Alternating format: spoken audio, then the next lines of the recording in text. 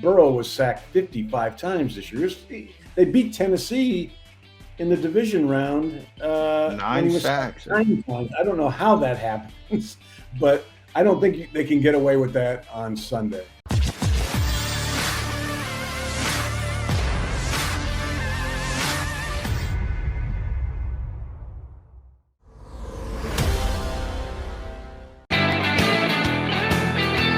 Mac here on Birch 365. Time to add another voice to the show.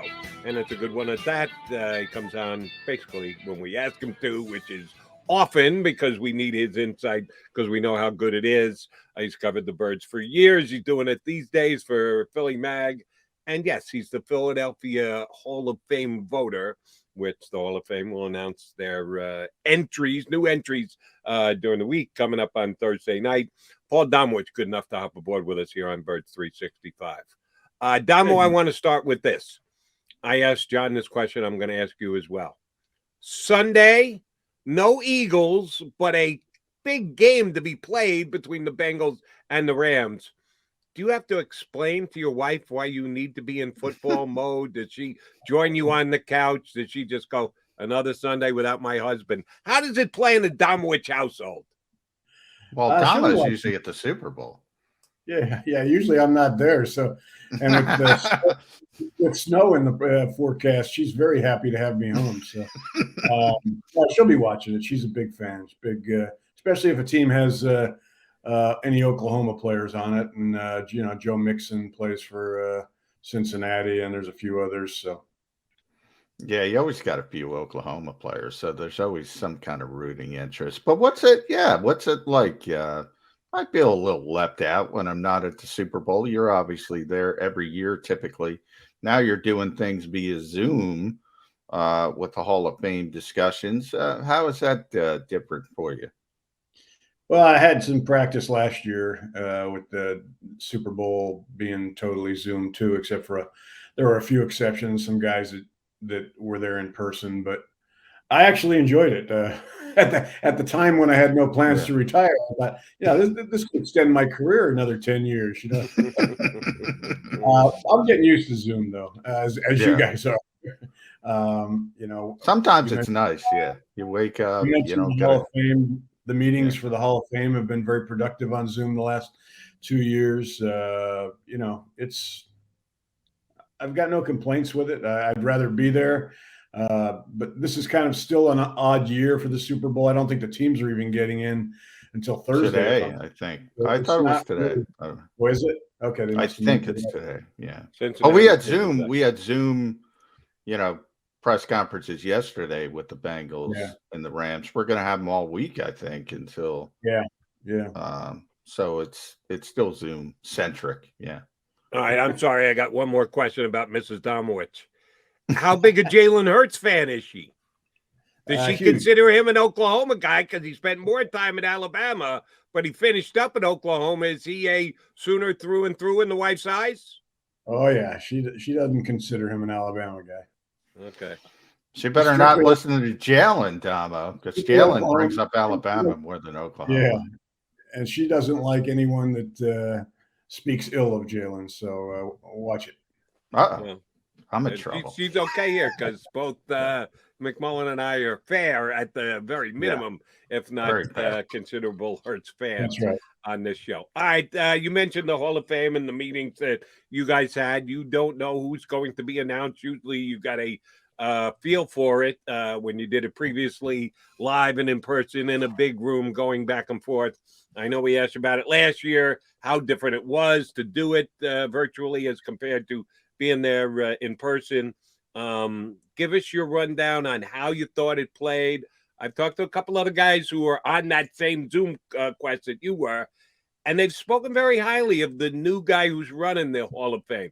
Said they thought that he did a good job and seemed to be more in tune with what you guys wanted to do with the overall process. How do you think this year's meeting went? Yeah, I agree with that, with their sentiments. I mean, he listened to us, listened to our, any problems we had last year. The process was a little different the first year on Zoom, and it wasn't the Saturday before the Super Bowl. It was about 2 or 3 or 4 weeks before, and they were afraid of us letting something Leaking. slip. They didn't trust us. So, we had the reduction vote from 15 to 10, then 10 to 5, but they didn't tell us who the final 5 were for us to vote yes or no on. Instead, they gave us the final 10 and made us vote yes or no on all 10, even though 5 were basically moot, had already been eliminated, because that was last year, because there was very little trust with the previous regime. But the new guy, Jim Palmer, former newspaper publisher for a paper in Ohio, listened to us, wants to hear our suggestions for how to make the Hall of Fame better. And he did it differently this year. He trusted us. He, in the middle of the meeting, I guess I can divulge this. I mean, we were going to do it the same way. And a lot of guys said, this is just nonsense. Have some respect for us. We're not going to let it leak. And he thought about it for a while and said, okay, we're going to go that way. So, we knew who the final 5 were when we voted yes, no on those 5. And I thought, for him to do that to us, for us, showed me a lot. There's been no leaks. There won't be any leaks this week. I give him a big thumbs up for that. All right, so Tom, I was going to ask for you to leak, but you're not going to do. We did talk to Ira Kaufman. So he was mentioning, and Ira's can take over a room, as you know. And he said the one thing, you lose a little bit of the passion. And I know you've been passionate about certain players over Zoom. Yeah. You think that affects any of the trying to win people over, trying to lobby people? Probably to a certain degree, because you're not standing in front of them. You're on a screen. So yeah, I would agree with Ira on that. Although Ira can be passionate, from lunch 5,000 miles away on a radio. So, but yeah, that's probably the downside to it. All right, Damo, here's a combo question for you. In arguments that you've heard from others about the Hall of Fame, in arguments that you've made about Philadelphia guys for the Hall of Fame, have you referenced number of Pro Bowl appearances? And if you have, would you ever do that again after watching the slop that was on TV this weekend, touch football at its finest? Does it now mean anything to actually make a Pro Bowl team? Yeah, some people have mentioned the number occasionally in presentations. I've never done it. I don't put any credence in it because of what you said. B, because when you count the people that actually were selected for the Pro Bowl, and then the fact that most of them now either are playing in the Super Bowl or bowed out because of injuries, you've got third, fourth alternates that are considered Pro Bowlers now. So, you're going to put that on their record as a Pro Bowl appearance? No. With regard to the Hall of Fame, besides what you see with your own eyes, I think Team of the Decade selections seem to count a lot. All pro selections, because it's voted on by what I consider a pretty respectable group of writers and broadcasters and ex-players, just like the Hall of Fame. So, but no, Pro Bowls are just, it's just, you can't put much credence in them, like you said, Jody. Yet, Damo, I will say it still means something to the players. Jody's right. The game is a waste of time, but I think the honor still means something to the players. If you sort of couch the context you mentioned about alternates, versus guys who are actually voted into the Pro Bowl, right, and the fact that it's tied to contract incentives, I do think it's still meaningful for the players. And you can get a baseline when you hear, whoever you want, guys like that, Reggie or constant Pro Bowlers back in the day, the consistent Aaron Donald today. Can you use that context and it has some value? Forget about the game, but I think the honor is still means something. If you can realize the context of, okay, third alternate's not as impressive as Aaron Donald. Yeah. No, it certainly means it's an honor to the players. I mean, they don't. My problem with it is John, just like you, when we used to go into the Yeah. locker room. I No, mean, but, I've well, yeah. seen how a lot of these guys vote. Yeah. It takes about 2 seconds. They're voting not for, I mean, they don't give a lot of thought. Some of them do. I shouldn't say that, but so I mean, but for the players, it's an honor. A lot of them don't want to go to the game, especially when it was in Hawaii because of the long trip. I mean, Yeah. Dan Marino was famous for coming up with injury excuses. I remember one year being out in Hawaii for the NFL. The Pro Bowl was after the season, and I forget where I was, but um, Dan Marino did not play because of injury. And I turn on my TV, and he's in a celebrity golf tournament. Well, you have a lot of that, but I mean, for the players, yes, it's still an honor. It's just that you can't take it seriously when you're considering them for the Hall of Fame. It's a very misleading number. Actually, after watching a couple of minutes of the Pro Bowl this week, I think you've got a better chance to get injured playing golf than you do playing in the Pro Bowl or that fiasco that they put on TV on Sunday. All right, Damo, I want to switch it up a little bit here. Eagles lost to fairly significant front office contributors this past week or 10 days with Ian Cunningham going elsewhere and then Brandon Brown joining the Giants. The Eagles have been good at hiring and bringing in guys. I was just talking with Johnny Mack about nobody plucking any Eagles coaches, but to get 2 guys plucked from the front office is both work that you have to do to replace them, but also a bit of an honor that you are developing good and smart executives around the league. So now the Eagles have to do that. They have to replace 2 guys they lost. I don't think I brought this up the last time you were on the show. A guy I'm a fan of the Eagles reaching out to and offering a job is the former general manager of the Oakland Raiders. Mike Mayock's a Philly guy. He was one of the more respected scouting voices that I had faith in over the last 5 years, 10 years, 15 years, did it a long time for the NFL Network. Had him on as a guest many a time to talk about drafts and the like. The Eagles have one of the most important drafts they're going to have had over the last 10 years, maybe going forward for the next 10 years. Think Mike Mayock would be a fit in the Eagle front office under Howie Roseman? I'd love to see it because I like John. I like Mike. I respect him and think he would be a good addition. As far as a fit, boy, I think Howie would feel threatened only because Mike is very popular, and I'm not sure. But Howie's brought in some former big hitters before as advisors, so I may be wrong on that. But it would be. I think Mike would like it. He's from this area. I don't know what his plans are. I talked to him I texted with him after he was fired, and he was on a beach somewhere at the time. Okay. So I don't know whether he was in a hurry to get back into the league, whether he's going to go into back into broadcasting.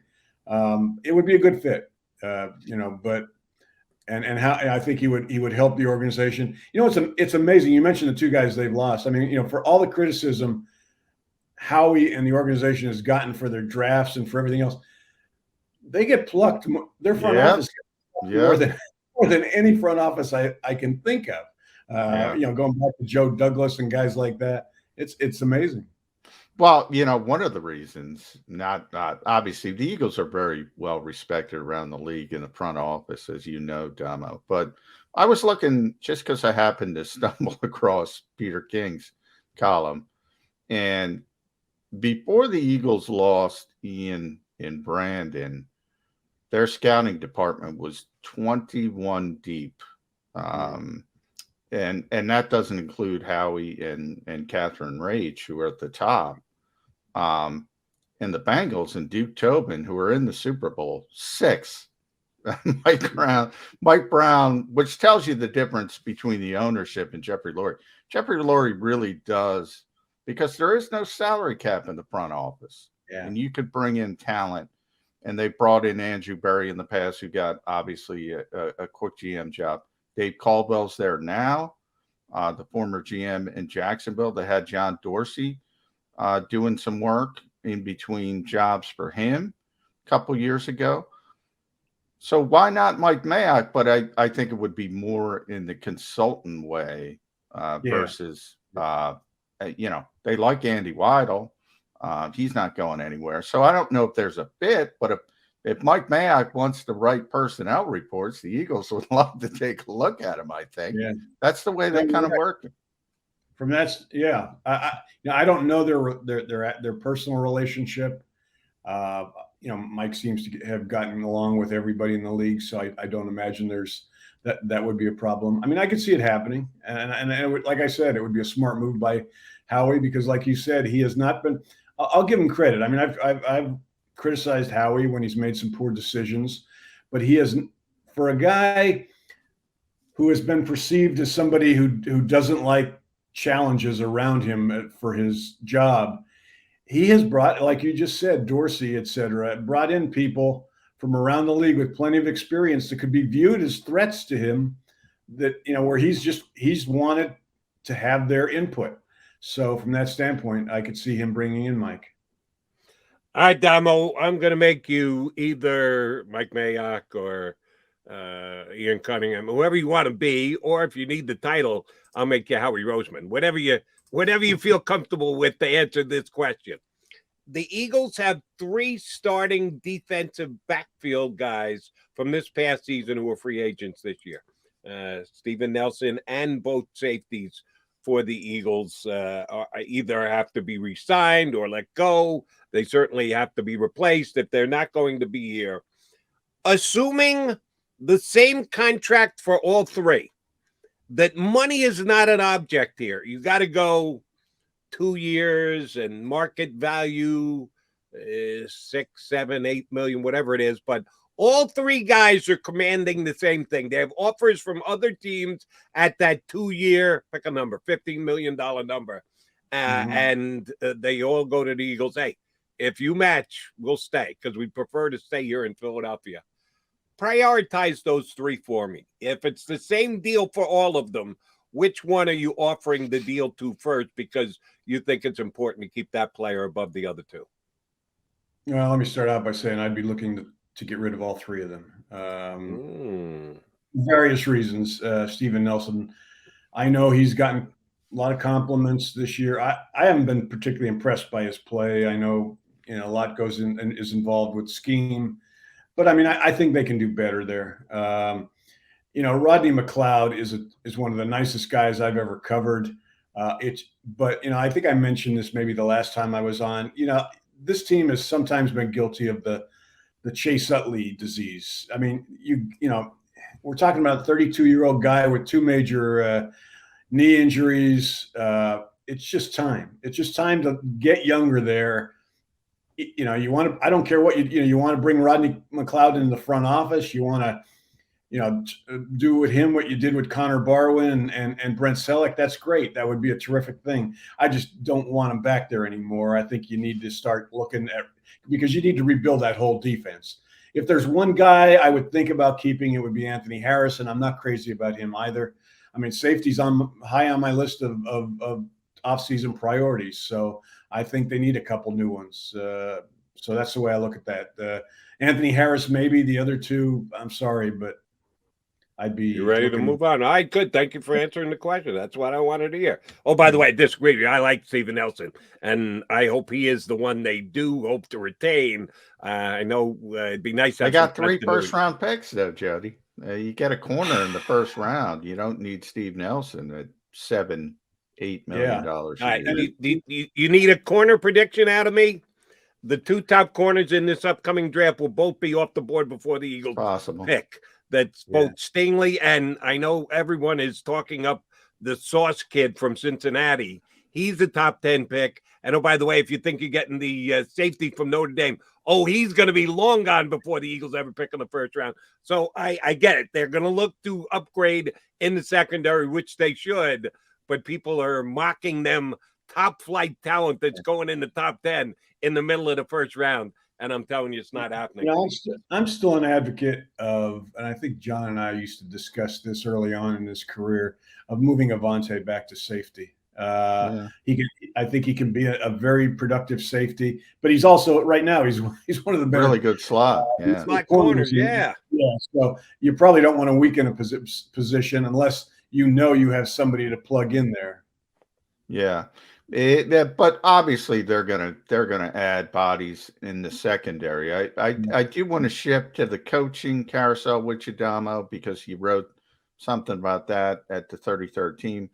And I want to start in Jacksonville, Doug Peterson getting the job, and then we'll get into the minority hiring practices of this league. But certainly seemed like Doug was out, and then all of a sudden here he comes, and he's the head coach in Jacksonville. And oh, by the way, all of a sudden he knows some people in the league. He's able to get Mike McCoy on his staff, who's a big Nick Sirianni guy as well. Looks like a nice spot for Doug if Jacksonville can get things right in the front office. But boy, Trevor Lawrence, I mean, Doug's going to go from bad to 8-9 wins right away. So he's going to have a pretty good, I think, start. Can he build on that start? What do you think about Doug's fit in Jacksonville? I think it's a good place for him for a lot of reasons. Not only the fact that he's got one of the best young quarterbacks in the league to work with, but it's basically your out of the way outpost in this league. I think the Philadelphia spotlight was glared a little too brightly for him. So did the owner looking over his shoulder. He's going to get neither of those down there. Jacksonville, nobody pays attention to, so he's fine there. He's not going to have much of a media contingent to harass him. I think Khan, the owner, has learned his lessons for the most. I mean, Khan's got a lot of faults. One of them isn't that he's going to be, having this guy come in for Tuesday meetings, like Lurie did here with Peterson. The problem there is, like you just said, the front office. They kept Trent Baalke. It's why basically Doug Peterson's the head coach right now rather than Byron Leftwich, who basically said, yeah, I'll take the job, but Baalke's got to go.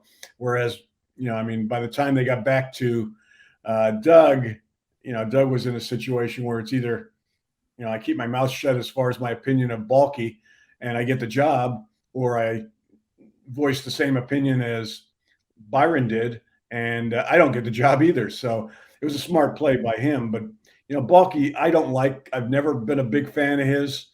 I've yet to meet the fan of his. I've yet to meet the fan of his. Trent Baalke. Evidently, it's Shad Khan. And you have more experience with the guy that, Rick Spielman may end up there. I don't know if he I've never, for Rick Spielman to me is the guy. It will always be the guy that gave a second-round pick for AJ Feely. Well, I don't know. Always be real quick, Damo. He'll always be the guy who drafted Christian Ponder to me with the 11th. And there's another one. Yeah. Now, fortunately, they've got the quarterback situation straighted out. He can't screw up quarterback down in Jacksonville, so that's good. Yeah. I just want to add this. If they get Doug Talon, I think he'll succeed there. I think John just said 8 or 9 wins for Doug this year. Oh, I'll take the under 9. I don't think I wouldn't be so quick on that because Trevor's going to take off. I'll take the under 9 because I got a lot of confidence in Trevor Lawrence. As do I, but they got a lot of John. They're the worst record in the league. Oh, I know. If he goes to 6, he's going to double their wins. That's a good season. That's considered a success if you double your team's wins. So I don't think he's getting a 9, but you're right. He's in a good position because there's only one direction to go, and that's up for him. Keep in mind the league. Keep in mind this league. Every year, half the teams that make the playoffs were not in the playoffs last year. Well, look at Cincinnati: 2 wins, 4 wins, Super Bowl. Bang. And the Eagles, 4 wins to 9 wins. I don't think that number is unreasonable. I might put it a little lower, but I mean, Trevor Lawrence was not as bad as we saw last year. I think Doug's going to do a good job with him. Oh, well, we can all agree on that. They're going to get better. The question is how much better. All right, Damo, your thoughts on the overall coaching carousel in the National Football League? It was already spinning by the time that Coach Floyd decided to knock it off its moorings and get the NFL in a different type mode because of his lawsuit against the NFL. I think Lovie Smith could be happy for that because he kind of jumped into the fray and got a job down in Houston. I saw Flores say to his lawyer yesterday, well, he didn't get the job in Houston because he filed the lawsuit. My response to that would be, duh. Yeah, did he really believe that after he filed the lawsuit, someone's going to jump up and hire him? It's more power to you, my friend, and I hope you stick it out, and I hope you get change in the National Football League throughout. But did he think he was going to file the lawsuit and then get hired as a head coach this offseason? I don't quite understand his timing on filing the lawsuit, Jody. I thought if you're going to file a lawsuit like that, you wait until everybody's made their hires and then you know what has happened. And, he did this with with at least 2 jobs still left open, which both were those, 2 of the last 3 jobs were filled by black candidates. It's a lawsuit he's not going to win, and I don't think he expected to. The idea here, I think, was to basically shout out the injustice and get that out there, although that was already out there. I mean, the problem here is, we can talk about this. Roger Goodell can talk about it. He can. The people you've got to change their minds there's only 32 of them. Thank you, Domo. Troy Vincent, I wrote about that in Philly Voice. Everybody's yelling about Roger Goodell. He can't tell people who to hire. He doesn't have that power. How do you solve a problem when nobody can identify the problem? And the problem is the 32 owners. Yeah, I mean, Troy Vincent has, over the last several weeks, has worked the phones, tried to force feed names to these guys and get them to bring people in for interviews at the behest of Roger and the rest of the league. They have made significant advances from the bottom rung. They filled in. They're getting teams to hire quality control coaches that are minorities. That they're getting people to bring in low-level scouts now and hire them that are minorities, with the hope that they rise through organizations. And in 5, 6, 7, 8 years, these are guys that the owners will feel comfortable with and will hire. But right now, we're at a point where there's 32 owners. They're the only people that matter as far as what happens with black hiring in the league at the head coaching level, and they're not ready to pull the trigger.